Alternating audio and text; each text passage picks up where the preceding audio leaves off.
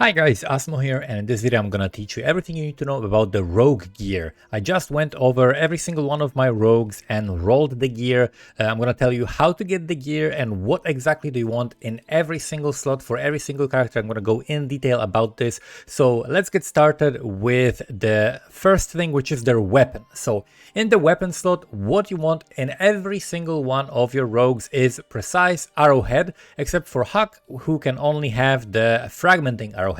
Arrowhead is the piece of gear that can roll haste. You want to get haste on your rogue characters, and if you're running haste yourself, then you want to get grace on these characters, because that will basically give you a free aura. It's level 15 instead of level 20, but it's still a pretty big benefit to having with you just essentially for free. Additional benefit for Huck is that he's also in maps with you, so you're gonna have this in maps as well while farming the rogue markers, contracts, and blueprints. So this is super useful. Basically, what you need is item level, I think for maximum level 75. For most of these, you're gonna basically start getting just random gear and you're equipping just random gear as you're doing heist, and then once you get to T16s, then you're gonna basically have all the items that you're finding like 80 item level 83, so you're gonna be able to roll every single mod that you need on all of them, because most of them require item level 81, some of them 82, and very few of them 83. Most of the time you don't really need those higher levels, like 82 is like usually the minimum level that you need, but you're gonna get this when you get to T16 maps. So collect these, and then eventually you want to roll haste and you want to get job speed. The way I roll all my gear, I got a bunch of it, and at first, I roll a few of them as I find it, but eventually you're gonna get a bunch of it. So what you do is you simply put in rejects, for example, something like job speed, and then you put, for example, 15 haste, right? And then you put something like this, and that's going to allow you to find the right item, right? If you roll both of these modifiers, some kind of a job speed and level 15 haste, then it's going to appear. And you can roll this with, for example, scours and alchemies, or scowls and orbs of binding. I just rolled it, so I spent like 600 alchemies, because what you do is basically you just have a row of these and you just bam bam bam bam bam, scour everything, roll everything, and then a couple of them are gonna pop up, and then you're gonna check what kind of rolls do we have here. If it's a good roll, you put it to the side, and then you just keep rolling others. And if you have some extra, then you're basically going to be able to sell that, right? They can sell for like 50 chaos or 100 chaos if you get some good rolls on them. So it's definitely worth doing for yourself, and you can of course do this in SSF as well. So for a lot of these where you care about like better mods and multiple mods, I definitely recommend using this method of scour and binding, or scour and alchemy. But for things where you care about one particular mod, then I recommend doing something like alterations. So that will be, for example, the rogue equipment of this type. Let's go into, because you can see what's happening on the screen, crazy flickering because of people's MTX. By the way, quick note about etiquette in Heist. This type of MTX, perfectly fine, right? You have nice MTX that isn't over the top. There is no pets, there is no huge wings, there is no crazy aura effects. If you're doing heist and you want to make more currency, make sure to not wear any of the crazy shit like that, because you and everyone else will be loading slower, right? So basically, this guy in here in front that we can barely see, yeah, this is ethical. This unethical. This maybe fine, the weapon effect is a little bit over the top, but like this and all of these crazy effects, completely unethical. Don't do that in heist. You and everyone else will be loading slower. There's absolutely no point for that. Just put some moderate MTX and don't go overboard when you're doing heist, and everybody will be happy because of that. But let's continue about the gear. So this is the first piece of gear, arrowheads. Every single person here has arrowhead, and I'm trying to get job speed and level 15 haste on everyone. Not every, like, as the main priority for haste, you got to think about it logically. Who are you going to have always, or who's going to be alone, right? So Gianna is going to be alone because I'm going to run a lot of contracts with her. So I definitely want to have a high priority on Gianna.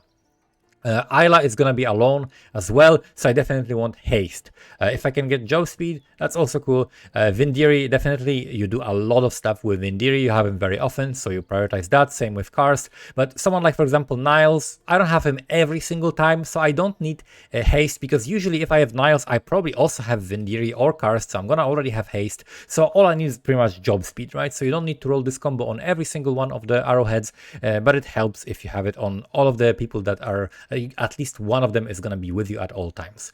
Now let's move on to the Brooch. So Brooch is going to be very interesting. There's a lot of different things that you can min-max here.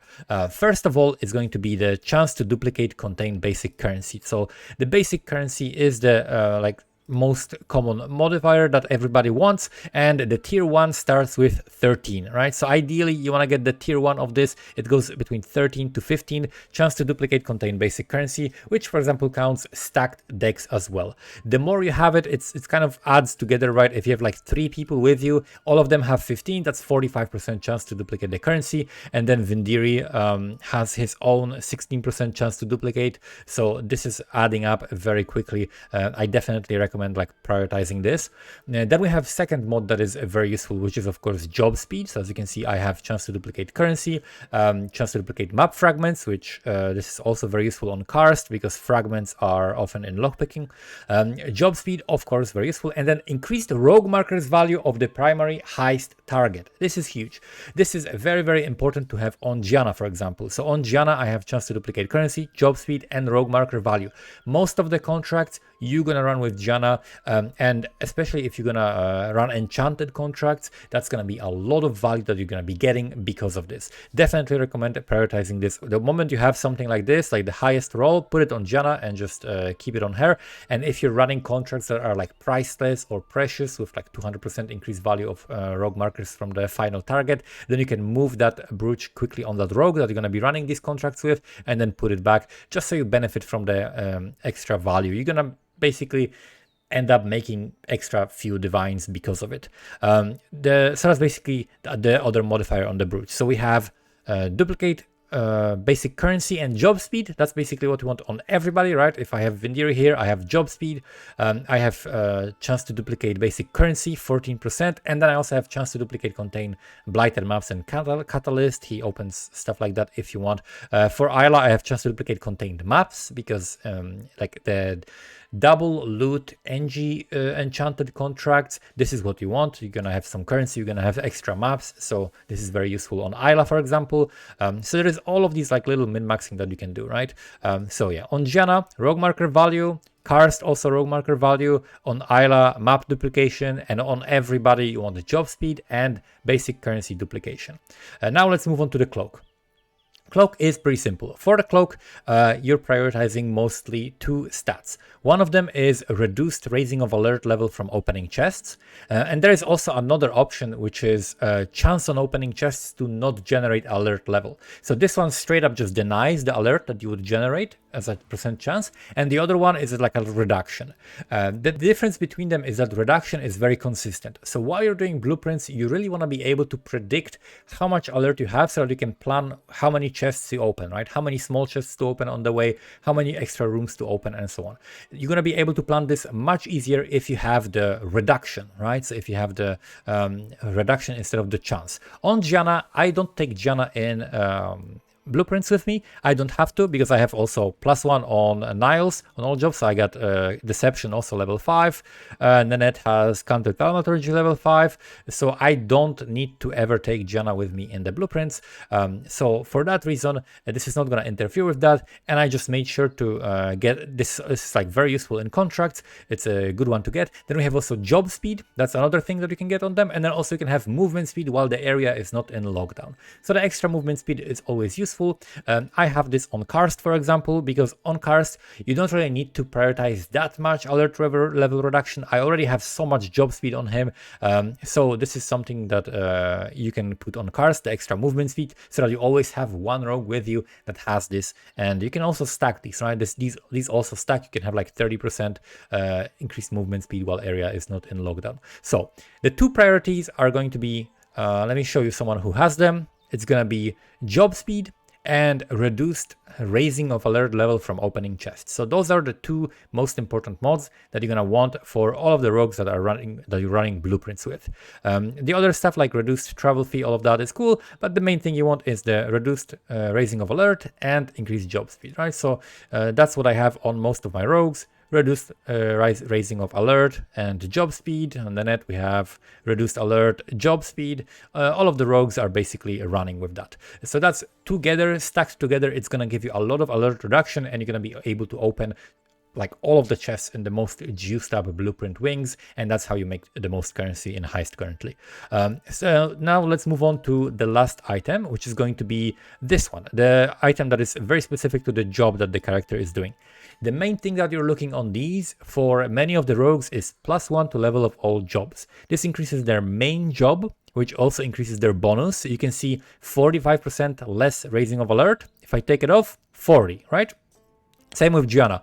35% reduced blueprint reveal cost, 30, right? So we're getting extra. This is like worth many divines, right? Just the sheer amount of like the 5% reduction of the markers that you're going to be spending is huge. And then on top of that, on Gianna in particularly, the reason why you want this to get this on her first is the fact that you're going to be able to run a level 3 perception contract and also counter thaumaturgy level 4 contracts, which is going to give you even more Gianna reveals, right? I have also chance to not generate alert while opening a chest using deception and reduced hiring fee. I have like pretty insane gear on Gianna in this setup. Basically everything is like best in slot on her because she's pretty much the most important rogue that you're gonna have. Gianna, Karst, Vindiri, those are like the three most important rogues. Like Nanette, Tibbs, Tulina are also important, and same with like Niles and Isla. But for Hack, we're doing something different, right? For Hack, I don't need the +1. For Hack, I basically just rolled for increased damage, because the increased damage or increased levels on him are gonna help me do damage in maps. He does non-negligible damage in maps. He kills some mobs on his own, so this is gonna be something that helps you. We pretty much don't take him into any contracts, into any blueprints. This is what you use him for, just for some extra stuff in maps.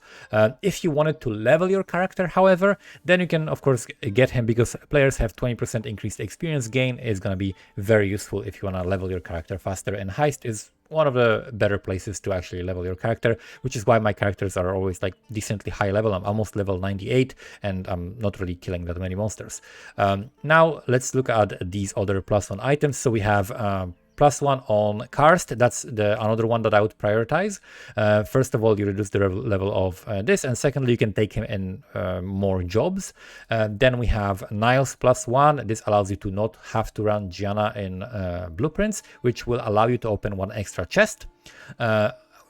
Hack we already talked about. Tibbs, this is what on Tibbs you want something like job speed, chance to not generate alert level. He doesn't really need +1, so this is just what you can go with, like extra like alert reduction and job speed. Nanette, you want +1 because that will allow you to run counter thaumaturgy level 5. Again, instead of Gianna, you're gonna get this 23% less raising of alert level. Very, very useful. Vindiri also, of course, we want +1. This is to allow you to use him in the engineering contracts as high level as possible instead of Isla, because she's pretty weak. Usually you don't want to pick her in blueprints. And then Tulina also +1 so that we can run lockpicking and trap disarmament. So that's basically it when it comes to the gear. This is basically everything you need. This setup is super, super powerful. Allows me to run the most juicy blueprints. Let's see if I have any like crazy juicy blueprints. There are some blueprints that are like insane amount of rewards. We have lots of actually fully revealed blueprints here, but if you find anything that has like a huge amount of rewards, sometimes you're gonna have wings that will have like 7 rooms that you can open, right? And these rooms will be all like stacked decks and like divination cards and currency and maps, and you're gonna be like, holy shit, if only I had like more alert level reduction, I could open this, right? So this blueprint potentially could have a wing that has like all the rooms are like currency or maps or stacked decks, right? And that is absolutely insane if you can like open every single one of them and also open all of the small ones, because we're rolling blueprints, right? When you run blueprints, That's another question that a lot of people ask. I'm going to mention this, even though this is not a full guide. Check out my full guide, which is going to be linked in the description. Basically, Heist is very, very similar to what it was before, and everything that you need to know is going to be in that guide. But just to mention about the blueprints, we are running them rare for alert level reduction and also for the increased item quantity, which the small chests are going to give you a lot of currency that you're going to make extra just by running past them and quickly opening them. And you don't even need to wait for them. You can just pick up stuff on the way back. So that's basically it. This is everything you need to know about the rogue gear. Thank you so much for watching and see you next time. Bye bye.